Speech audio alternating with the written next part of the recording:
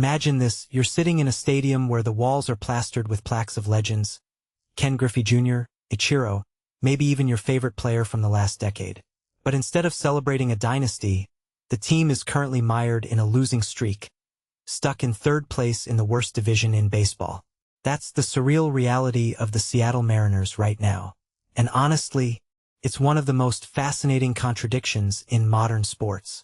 How does a team with so much star power, so many future Hall of Famers, end up looking like a group of underachievers in August? Let me break this down for you. Look, I've followed baseball for years, but this season has been a masterclass in what could go wrong. Take Cal Raleigh, for example. The guy is arguably the best catcher in franchise history.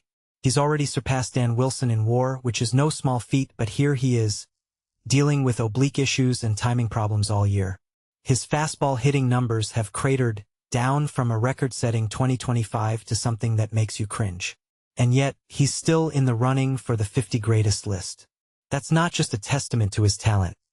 It's a reminder that even the best can have seasons where everything goes sideways. What makes this really interesting is how it highlights the thin line between greatness and mediocrity. One injury, one off day, and suddenly you're not just a star, you're a cautionary tale. Then there's Julio Rodríguez. The guy is a generational talent, right? A center fielder who could one day be compared to Griffey. But here's the kicker, he's been inconsistent. 3 homers in his last 15 games isn't bad, but it's nowhere near the slugging percentages the Mariners relied on last season. And don't get me started on his stolen bases, only 2 since July 1st. I mean, if you're going to be a 5-tool player, you can't just show up for 2 of the tools and call it a day. It's like being a chef who only knows how to boil water. You're not going to win any Michelin stars. But here's the thing, Rodríguez is healthy, and he's more consistent than Raleigh. That's a silver lining, but it's not enough. The team needs him to step up and fast. Now, let's talk about the bigger picture.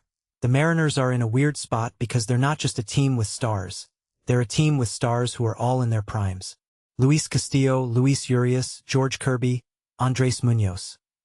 These are all players who should be carrying the team, not dragging it down. And yet, they're all here at the same time. It's like having a superhero team where every hero has a different weakness. You can't just rely on 1 or 2 of them to carry the load. That's the problem. The Mariners are spread too thin, and when your stars aren't clicking, it's hard to win. It's not just about talent, it's about chemistry, about execution, about knowing when to push and when to pivot.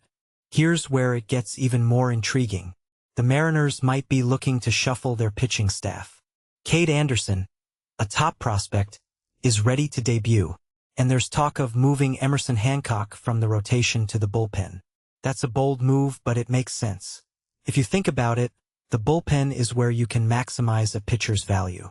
Hancock's a starter, but in relief, he could be a closer or a setup man. It's like taking a jack of all trades and making him a master of one. But here's the risk. You're taking a pitcher who's been dominant in long outings and asking him to be a short reliever. That's a huge shift. It's like telling a marathon runner to sprint for 30 seconds. Will it work? I don't know. But if the Mariners are desperate, it's a gamble worth taking. And let's not forget about the fans. This isn't just about stats and lineups, it's about the emotional toll.